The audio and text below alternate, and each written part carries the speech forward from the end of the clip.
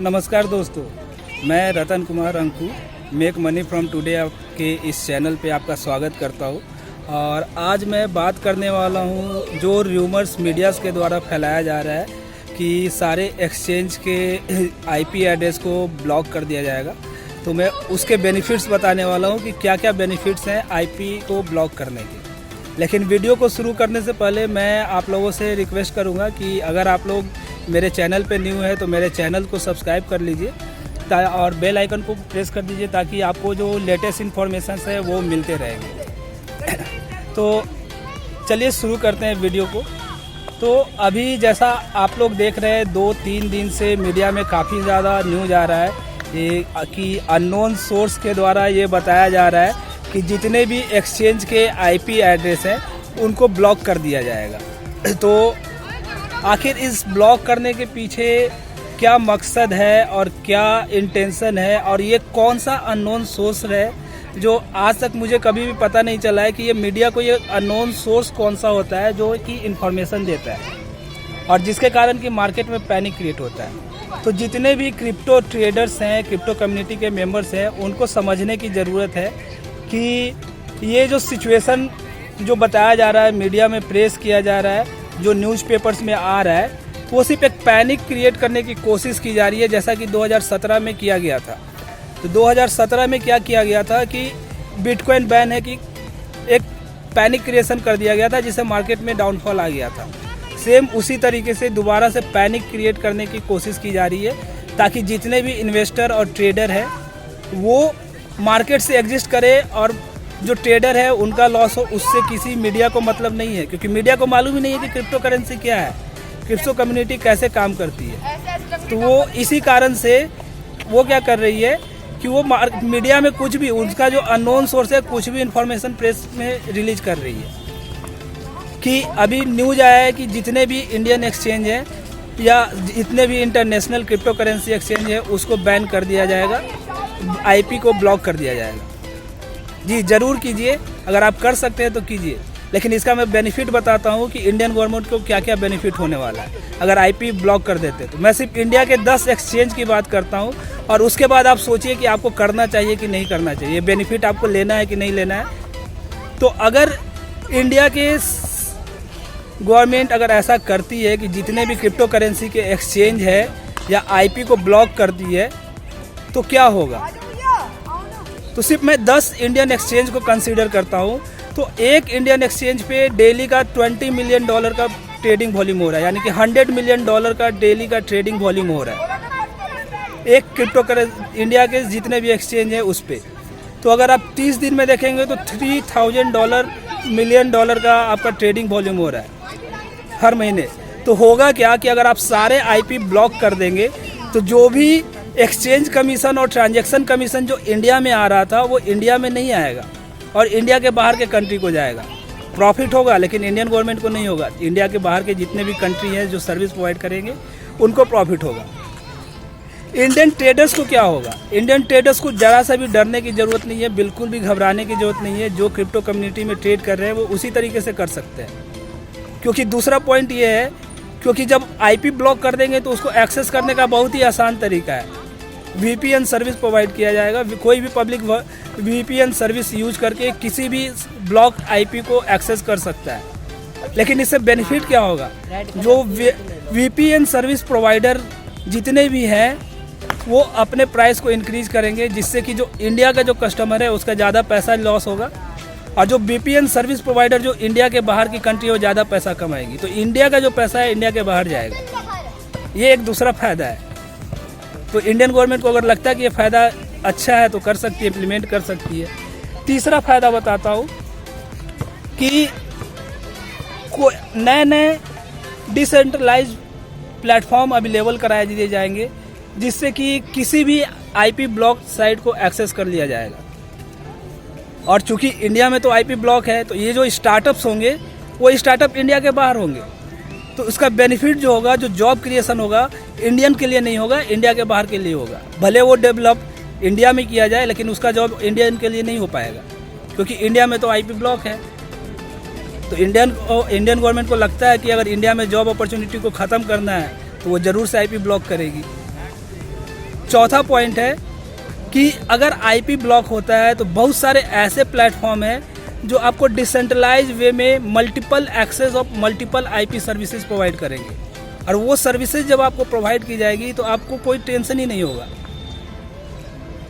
और उसकी सर्विस की जो डेवलपमेंट और ग्रोथ होगी, जो अर्निंग्स होगा, वो इंडिया को नहीं मिलेगा, इंडिया के बाहर के कंट्री को मिलेगा। तो अगर इंडियन गवर्नमेंट को लगता है कि ये बेनिफिट बहुत अच्छा है तो कर सकती है, क्योंकि बेनिफिट है, लेकिन ये सारे इंडिया के नहीं है, इंडिया के बाहर के। मैंने बोला क्या बेनिफिट है, इंडियन गवर्नमेंट को बेनिफिट है कि नहीं है ये मैं नहीं बोल रहा हूँ, बेनिफिट होगा लेकिन ज़रूर होगा। तीसरी सर्विस होगी इंडियन ट्रेडर्स के लिए क्या प्रॉब्लम्स होगा। इंडियन ट्रेडर्स को कोई भी घबराने की ज़रूरत नहीं है, जितने भी ट्रेडर्स हैं वो बिना प्रॉब्लम के ट्रेडिंग कर सकते हैं, बाई सेल कर सकते हैं किसी भी करेंसी को। लेकिन बेनिफिट क्या होगा, जो विड्रॉ कमीशन जो अभी इंडिया में आ रहा है, अगर आप किसी भी क्रिप्टो करेंसी को विड्रॉ कर रहे हैं तो इंडिया में जो आ रहा है, तो अभी इंडियन एक्सचेंज के थ्रू करते हैं तो इंडिया में पैसा आता है। लेकिन अब क्या होगा, आप अपना पैसा विड्रॉ करेंगे और उसी विड्रॉ करने के लिए आपके पैसे जो ट्रांजैक्शन फीस जो होगा वो वीज़ा, मास्टर कार्ड और पेपल और स्क्रिल जैसी कंपनियां लेके जाएंगी, जो कि इंडिया के बाहर जाएगा। तो इंडियन गवर्नमेंट को सोचना चाहिए कि इंडिया का पैसा इंडिया के बाहर से पैसा लाना चाहिए तो, या इंडिया का पैसा वीज़ा, मास्टर कार्ड, पेपल को देना चाहिए। तो ये सारी सर्विसेज इंप्लीमेंट हो रही है। तो ये अननोन सोर्स, अगर आपको पता चलता है कि किसने इस अननोन सोर्स को दिया है मीडिया चैनल को, उस अननोन सोर्स से मुझे ज़रूर एक बार मिलना है और बात करना है कि आखिर उनको ये बेहुदा से कहाँ से सोर्स मिलते हैं जो कि अटपटे से न्यूज़ बता देते हैं, जिससे सिर्फ और सिर्फ इंडियन गवर्नमेंट का लॉस हो रहा है। डेवलपमेंट यहाँ पे ग्रो होने में बहुत ज़्यादा स्लो हो रहा है। तो सबसे बड़ा पॉइंट ये है कि हर तरीके से अगर आईपी ब्लॉक होता है तो इंडियन गवर्नमेंट को लॉस है। आप सोच लीजिए, अगर हर महीने $300,000 का ट्रांजैक्शन फीस और विड्रॉ फीस अगर इंडिया में ना आके इंडिया से बाहर जाता है तो कितना बड़ा लॉस होता है इंडियन गवर्नमेंट का। मैंने सिर्फ 10 इंडियन एक्सचेंज की बात की, और जो अननोन सोर्स का मैसेज आ रहा है कि इंटरनेशनल एक्सचेंज भी बंद करेंगे। तो सोचिए, मिलियंस ऑफ इन्वेस्टर अभी इंडिया में हैं जो कि इंटरनेशनल एक्सचेंज जैसे बिनेंस हो गया, कॉइनबेस हो गया, हुबई हो गया, OKX हो गया, इस तरह से हज़ारों एक्सचेंज है। तो जब 1000 एक्सचेंज पे बंद करेंगे तो वहाँ से कितना पैसा इंडिया में आ रहा होगा, उस पर उसका जो होगा वो बाहर चला जाएगा। ट्रांजैक्शन फीस और विड्रॉ कमीशन, वो बहुत बड़ी लॉस होगी इंडियन गवर्नमेंट के लिए, और प्रॉफिट होगा दूसरे कंट्री के लिए। तो ये सारे पॉइंट्स हैं जो कि मैं शेयर करना चाहता था। और जो भी इंडियन क्रिप्टो कम्युनिटी के मेंबर्स हैं, जो ट्रेडर्स हैं, उनको कोई भी पैनिक क्रिएट करने की ज़रूरत नहीं है। आप बिना डर के क्रिप्टो करेंसी में ट्रेड कर सकते हैं। अभी हाल ही में सीतारमन ने, फाइनेंस मिनिस्टर जो है, उन्होंने अपना स्टेटमेंट दिया है, India is open for bitcoin and other cryptocurrency and we are moving forward in good positive regulation, so keep patient, don't get panic on unknown source of unethical news that the media is printing and trying to create the panic. So start doing trading as usual, you are doing likewise. And the main point is, if you are getting such type of issue, then you will have a great number of solutions. आपको बहुत ज़्यादा solution मिलेंगे। अगर किसी भी exchange का IP block होता है तो आपके पास VPN सर्विसेज होगी, आप IPN डाउनलोड कर सकते, APK एप्लीकेशन डाउनलोड करके यूज़ कर सकते हैं। मल्टीपल एक्सचेंज एक्सेस सर्विसेज पे आप जाके उन सारे एक्सचेंज को एक्सेस कर सकते हैं। उसके अलावा बहुत सारे डिसेंट्रलाइज सर्विसेज आपको एक्सेस अवेलेबल करा दी जाएगी किसी भी IP को एक्सेस करने के लिए। तो कोई भी इशू नहीं होने वाला है किसी भी इंडियन ट्रेडर्स को। जो भी लॉस होगा तो वो इंडियन गवर्नमेंट को होगा, क्योंकि फंड जनरेशन जो इंडिया में आ रहा है इंडिया में नहीं आएगा। जो ग्रोथ इंडिया की कंपनी कर रही है वो इंडिया की कंपनी बाहर स्विच करेगी, और जो इंडिया के अंदर में जॉब अपॉर्चुनिटी क्रिएट हो रहा है क्रिप्टो कम्युनिटी में, वो इंडिया के बाहर चला जाएगा। इंडिया के बाहर जॉब क्रिएशन होगा, और जो पैसा रुपए कार्ड को आना चाहिए वो पैसा रुपए कार्ड को ना आके वीज़ा, मास्टर कार्ड, पेपल जैसी, स्क्रिल जैसी, परफेक्ट मनी जैसी कंपनियों को जाएगा।